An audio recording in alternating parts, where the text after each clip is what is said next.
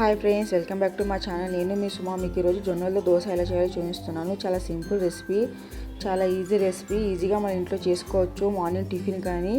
So చాలా బాగుంటుంది హెల్త్కి కూడా. రైస్ తిననివారు, డయాబెటీస్ ఉన్నవారు, వెయిట్ లాస్ చేయాలి అనుకున్నవారు మార్నింగ్ టైంలో ఈ జొన్నలతో దోశ చేసుకొని తినొచ్చు. చాలా అంటే చాలా బాగుంటుంది హెల్త్ కూడా. ఈజీగా డైజెషన్ అనేది అయిపోతుంది. మార్నింగ్ మన పిల్లలకు కూడా టిఫిన్కి ఇవ్వచ్చు.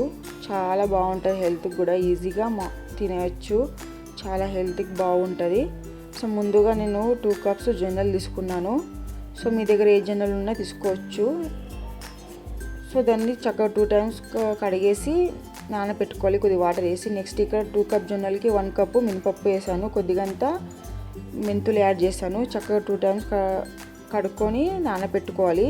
ఇక్కడ జొన్నలు మళ్ళీ మినపప్పు అనేది చక్కగా 4 to 5 hours అని నానబెట్టుకోవాలి. నానబెట్టుకున్న తర్వాతనే మిక్సీ అనేది పట్టుకోవాలి. కొద్దిగంతా జొన్నలు వేసుకుంటూ కొద్దిగంతా మినపప్పు అలా మిక్సీ గిన్నెలో వేసుకొని మిక్సీ అనేది పట్టుకోవాలి.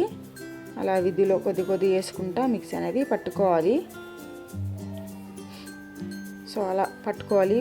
మరీ బరకగా ఉండకుండా కొద్దిగంతా వాటర్ యాడ్ చేస్తూ పట్టుకోవాలి. మరీ ఎక్కువ వాటర్ కూడా యాడ్ చేయొద్దు, మరీ థిక్గా ఉండొద్దు, మరీ పల్చగా కూడా ఉండదు. మీడియం కన్సిస్టెన్సీలో పిండి అనేది ఆ విధిలో రావాలి.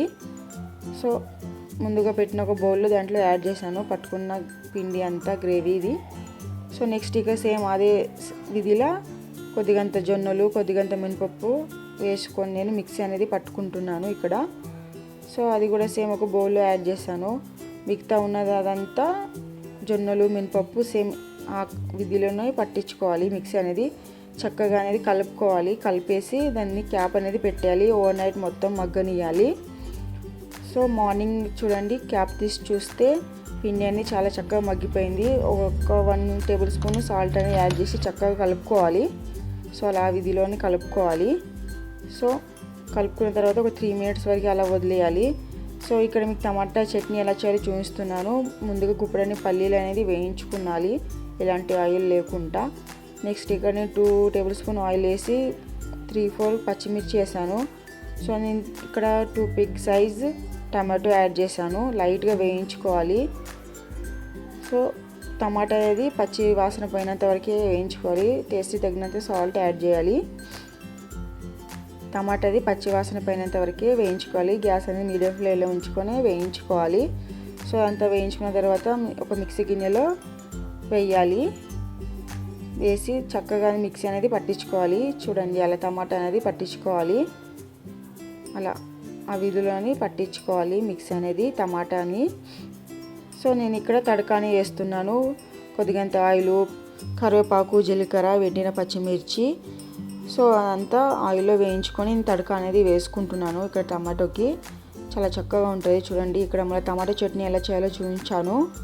చూడండి, ఆ విధిలో టమాటో చట్నీ అనేది చేసుకోవచ్చు. సో ముందుగా పెట్టిన ఈ పిండి 3 minutes తర్వాత చక్కగా కలుపుకోవాలి. అలా గరిటెతో చాలా చక్కగా కలుపుకున్న తర్వాత ఇక్కడ ముందుగా పెట్టిన ప్యాన్లో 1 స్పూన్ ఆయిల్ వేసి గ్యాస్ అనేది మీడియం ఫ్లేమ్లో ఉంచుకోవాలి. దోశ అనేది వేయించుకోవాలి. మనం దోశ ఎలా వేస్తామో సేమ్ ఆ విధులనే ఇక్కడ దోశ అనేది వేయించుకోవాలి. జొన్నలతో చేసిన దోశ అలా వేయించుకోవాలి. చాలా అంటే చాలా బాగుంటుంది ఈ దోశ. 2 సైడ్ అన్ని కాల్చుకోవాలి. ఈ దోశ అనేది చాలా క్రిస్పీగా ఉంటుంది, బాగుంటుంది హెల్త్కి కూడా. సేమ్ సో ఒక ప్లేట్లో అది వేయించుకోవాలి. నెక్స్ట్ స్టెప్ సేమ్ అలానే ఒక ప్యాన్లో 1 స్పూన్ అంత ఆయిల్ వేసి గ్యాస్ అనేది మీడియం ఫ్లేమ్లో ఉంచుకొని ఇక్కడ దోశ అనేది వేయించుకోవాలి. చాలా అంటే చాలా బాగుంటుంది హెల్త్కి కూడా. ఈజీగా డైజెషన్ అనేది అయిపోతుంది. దోశ ఇది 2 సైడ్ అనేది కాల్చుకోవాలి.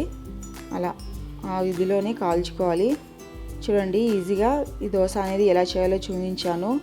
మీరు ఇక్కడ పల్లీల చట్నీతో కూడా తినచ్చు, టమాటా చట్నీతో కూడా తినచ్చు. ఏ చట్నీతో తిన్నా కానీ చాలా బాగుంటుంది. సో ఖచ్చితంగా మీ ఇంట్లో ట్రై చేయండి. సో అది ఎలా వచ్చినా కామెంట్లో మెన్షన్ పెట్టండి. మరెన్నో రెసిపీస్ కోసం నా ఛానల్ సబ్స్క్రైబ్ చేసుకోండి. మీకు ఎలాంటి రెసిపీస్ కావాలో నా కామెంట్లో మెన్షన్ పెట్టండి, ఖచ్చితంగా ట్రై చేస్తాను. ఒకసారి నా ఛానల్ సబ్స్క్రైబ్ చేసుకోండి friends. Okay friends, bye bye.